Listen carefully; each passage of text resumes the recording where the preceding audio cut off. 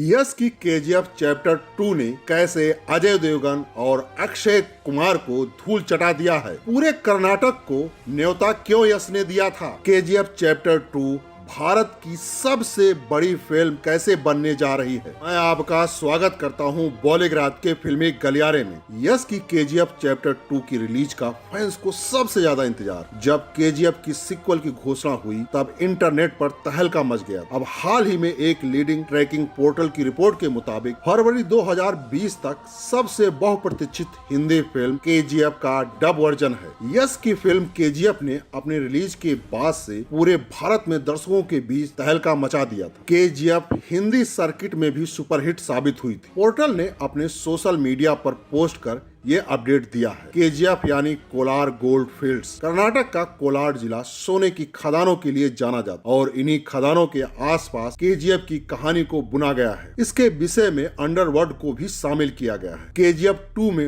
Rocky और अधीरा आमने सामने होंगे। साथ में कई और खिलाड़ी होंगे जो कोलार गोल्ड माइन पर अधिकार करना चाहते। पहली फिल्म में सिर्फ गरुड़ा को मारने की कहानी दिखाई गई। इसके आगे क्या होता है और फाइनली कहानी कहाँ पहुँचती है, ये हमें फिल्म के दूसरे हिस्से में देखने को मिलेगा। लेकिन यहाँ मेन लड़ाई अधीरा और रॉकी के बीच है। केजीएफ महज 50 करोड़ रुपए की लागत से बनी इस फिल्म ने बॉक्स ऑफिस पर 240 करोड़ रुपए की कमाई की। यश बड़े पर्दे पर अपने काम के दौरान जितने सहज नजर आते हैं वो अपनी रियल लाइफ में उतने ही नेक दिल हैं। उनकी कहानी किसी फिल्मी कहानी जैसी ही है। कर्नाटक में जन्मे यश का असली नाम नवीन कुमार गौड़ा है। उन्होंने अपने करियर की शुरुआत टीवी सीरियल नंदा गोकुल से की थी। यश का फिल्मी करियर 12 साल का है और उन्होंने अब तक 18 फिल्मों में काम किया है। यश के पास 40 करोड़ रुपए से ज्यादा की प्रॉपर्टी है और वो 3 करोड़ के बंगले के मालिक हैं। कम ही लोग ये बात जानते हैं कि एक फिल्म के लिए 5 करोड़ रुपए फीस लेने वाले